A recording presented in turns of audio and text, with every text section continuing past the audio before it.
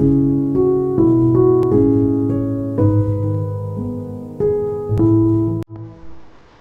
আমাদের ভ্রমণে, যেখানে আমরা বাংলাদেশের ঐতিহাসিক বিষয়গুলো আবিষ্কার করছি।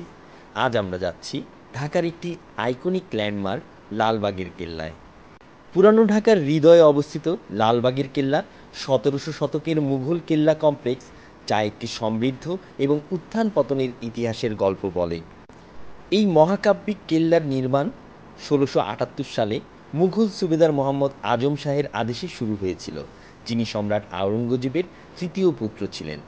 তবে আজম শাহের দিল্লিতে ফেরত ডাকার কারণে কেল্লাটির কাজ কখনোই সম্পূর্ণ হয়নি। লালবাগ কেল্লার মুঘল স্থাপত্যের একটি চমৎকার উদাহরণ।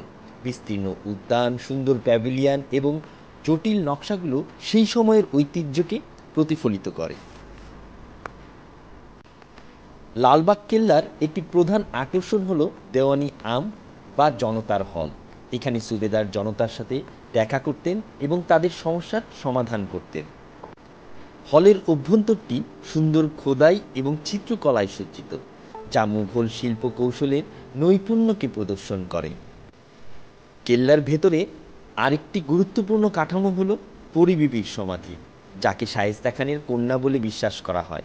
সমাধিটি মুঘল আমলের অন্ত্যেষ্টিক্রিয়ার স্থাপত্যের একটি চমৎকার উদাহরণ। সমাধির অভ্যন্তরটি মার্বেল এবং মোজাইকের কাজ দিয়ে সজ্জিত, যা মুঘল যুগের সাধার। ৩টি গম্বুজ এবং সুন্দর খিলানসহ লালবাগ কেল্লার মসজিদ কেল্লার ঐতিহাসিক এবং স্থাপত্য আকর্ষণকে আরও বাড়িয়ে তোলে। এই মসজিদটি কেল্লার ভেতরের রাজপরিবারের এবং কর্মকর্তাদের ব্যক্তিগত প্রার্থনার জন্য নির্মাণ করা হয়েছিল। যদিও লালবাগ কেল্লাটি অসম্পূর্ণই রয়ে গেছে, এটি বাংলাদেশের উপর মুঘল যুগের প্রভাব প্রতীক হিসেবে দাঁড়িয়ে আছে।